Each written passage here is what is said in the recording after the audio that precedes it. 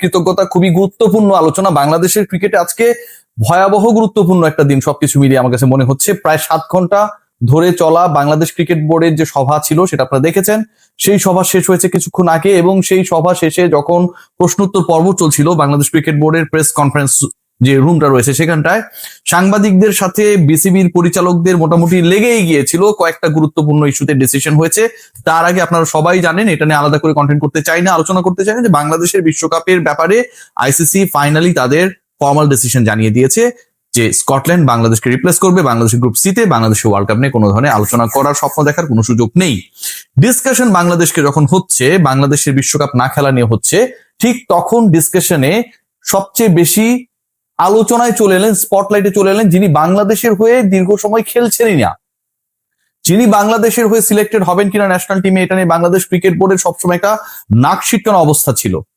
Selection প্যানেলে যারা রয়েছেন কখনোই এই ইস্যুতে প্রপার উত্তর দেয় নাই। Despite we have the need of Shakib Al Hasan, Bangladesh cricket board always they took stance, যেখানটায় সাকিব আল হাসানের ফেভারে তাদের কোনো ধরনের রোল ছিল না। সাকিব আল হাসানকে গত 24 অগস্টের পর থেকে তার ওই ফেসবুক পোস্ট না করা এই ইস্যুগুলো নিয়ে যে বিতর্ক তৈরি হয়েছিল, সেটা নিয়ে তিনি ফেসবুকে সরিও বলেছিলেন। যে বিতর্ক তৈরি হয়েছিল সেই বিতর্ককে সামনে নিয়ে বাংলাদেশ ক্রিকেট বোর্ড কখনোই সাকিব আল হাসানকে একজন প্লেয়ার হিসেবে গত প্রায় 1.5 বছর কাউন্ট করেনি। রেদার দেন তারা কাউন্ট করেছে সাকিব ইজ আ পলিটিশিয়ান। যদিও পলিটিশিয়ান, সাকিবের পলিটিক্স এর যে সময়টা সেটা সাকিবের 17-18 বছরের ক্যারিয়ারের তুলনায় প্রায় 100 গুণ কম ছিল। সেই সাকিব আল হাসানকে বাংলাদেশ ক্রিকেট বোর্ড জাতীয় দলে চায়।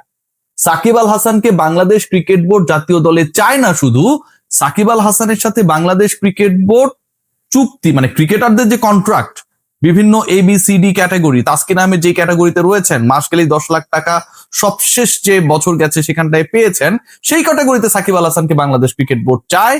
এবং এই প্রস্তাবটা সাকিবকে দেওয়াও হয়েছে formally from Bangladesh cricket board, এবং সেই কথা আজকে বাংলাদেশ ক্রিকেট বোর্ডের প্রেস কনফারেন্স রুমে ডিরেক্টররা ঘোষণা করলেন।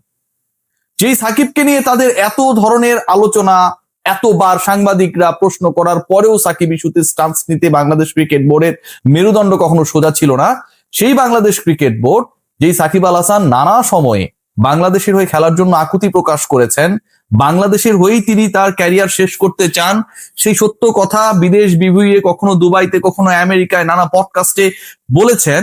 যেই সাকিব আল হাসানের ব্যাপারে বাংলাদেশ ক্রিকেট বোর্ডের অবস্থান সবসময় এমন ছিল যে সাকিব যদি আসে, এভেলেবেল যদি হয়, সরকার যদি অ্যালাউ করে, তাহলে আমরা বিবেচনা করব। সেই বাংলাদেশ ক্রিকেট বোর্ড এখন জানাচ্ছে সাকিব আল হাসানকে আমরা চাই, এবং আমরা যে সাকিব আল হাসানকে চাই এটা সরকারের সাথে অনেকে আলোচনা হয়ে গেছে।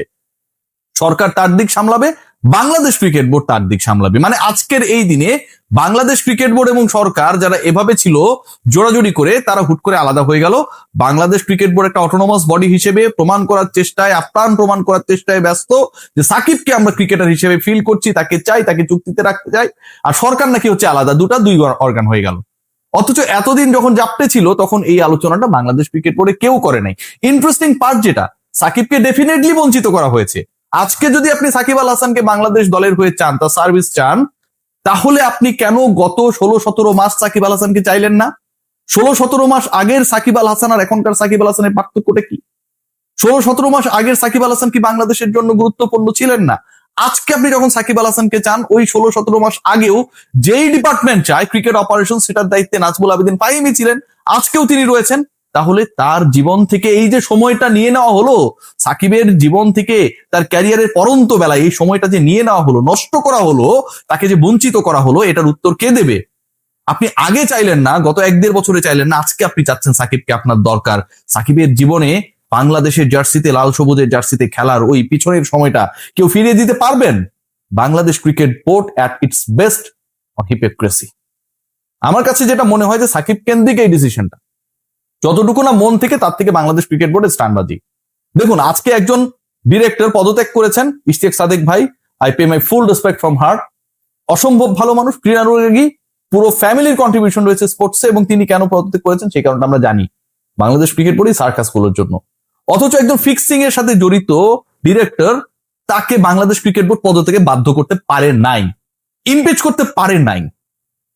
সেই বাংলাদেশ ক্রিকেট বোর্ড বিশ্বকাপের ইস্যু নিয়ে যখন মোটামুটি একটা টালমাটাল অবস্থায়, আইসিসির প্রেসারে তখন সাকিবকে আমরা আবার বাংলাদেশে চাই, এই যে একটা পপুলিস্ট অপিনিয়নকে স্টাবলিশ করার মাধ্যমে তারা তাদের দায় মোচনের চেষ্টা করছে।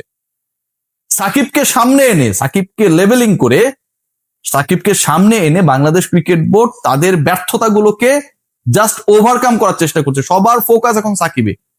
বাংলাদেশ ক্রিকেট বোর্ডের একজন ডিরেক্টর যে ফিক্সিং এ জড়িত, বাংলাদেশ ক্রিকেট বোর্ডের যে ডোমেস্টিক টুর্নামেন্ট গুলো বন্ধ, সেখান থেকে সবার দৃষ্টিভঙ্গি সরে যাবে, আইসিসি রেভিনিউ পাবে না, সবার দৃষ্টিভঙ্গি সরে যাবে, সবাই সাকিব সাকিব করবে। এবং মানুষ কি চায়, ক্রিকেট বোর্ড সেই নামটা বুঝতে পেরে আজকে সাকিবের আলোচনা নিয়ে এসেছে। যদি সেটাই হয়, আজকে যে আপনারা সাকিবের আলোচনা নিয়ে আসলেন, সাকিবকে ব্যবহার করলেন, আপনার গত 15 মাস 16 মাসে কেন এই স্ট্যান্সটা নিলেন না? নতুন বোর্ড আপনারা দাবি করছেন, আসিফ আকবর দাবি করছেন, কিন্তু পুরনো নাজমুল আবেদিন ফাহিম তখনও তো ক্রিকেট অপারেশনস এর দায়িত্বে ছিলেন না? ইফতেখার রহমান মিঠুরা তখন ছিলেন না? ছিলেন তো, তারাই তো ছিলেন। ফারুক আহমেদরা ছিলেন না? তখনকার প্রেসিডেন্ট, এখনকার ভাইস প্রেসিডেন্ট তখনও ছিলেন, এখনো আছেন। সো এই মানুষগুলোই হুট করে চেঞ্জ হয়ে গেল। সাকিবের ইস্যুটা মানুষ খায়। বাংলাদেশ ক্রিকেট বোর্ড সাকিব আল হাসান ইস্যুতে যে কাজটা করেছে, এটা যদি মন থেকে করতো, সত্যি সত্যি এই চ্যাম্পিয়ন ক্রিকেটারকে যদি বাংলাদেশে নিয়ে আসা হতো, তাকে তার ক্যারিয়ারের শেষটা বাংলাদেশে করার সুযোগ করে দেওয়া হতো, বাংলাদেশ সরকারের, বাংলাদেশ ক্রিকেট বোর্ডের অনেক বিশাল লস হয়ে যেত। তেমনটা হইতো না রে ভাই। ও ক্রিকেটটাই খেলেছে। একই রকম হবে না। ঘরের প্রত্যেকটা সন্তান, পিতামাতা যতই একই রকম ভাবেই লালন পালন করার চেষ্টা করুক, কেউ একই রকম হবে না। সাকিবের মতো, মাহমুদুল্লাহ রিয়াদ তার মতো, মুশফিক তার মতো, তাসকিন তার মতো, তানজিম সাকিব তার মতো, তানজিদ তামিম তার মতো। আপনি কখনো কাউকে মেলাতে পারবেন না। পৃথিবীর কোনো কিছুই একই রকম হয় না। এটা আপনার কোনো বস্তু না যে আপনি কপি বানালেন।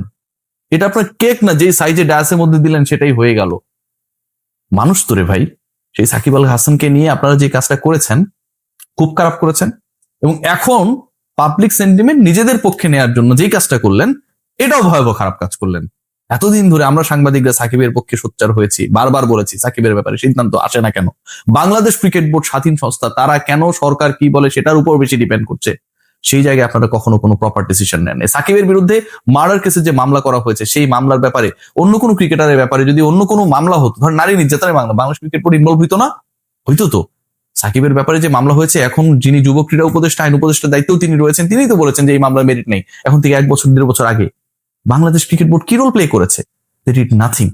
সেই বাংলাদেশ ক্রিকেট বোর্ডে আজকে তাদের যখন ডিফেমেশন চলছে, তারা যখন নানাভাবে অস্তিত্বের সংকটে, ডিরেক্টররা যখন পদত্যাগ করছে, ফিক্সাররা যখন বোর্ডে থেকে যাচ্ছে, ঠিক তখন ইমেজ ঠিক করার জন্য মার্কেটে ছেড়ে দিলেন উই নিড সাকিব আল হাসান।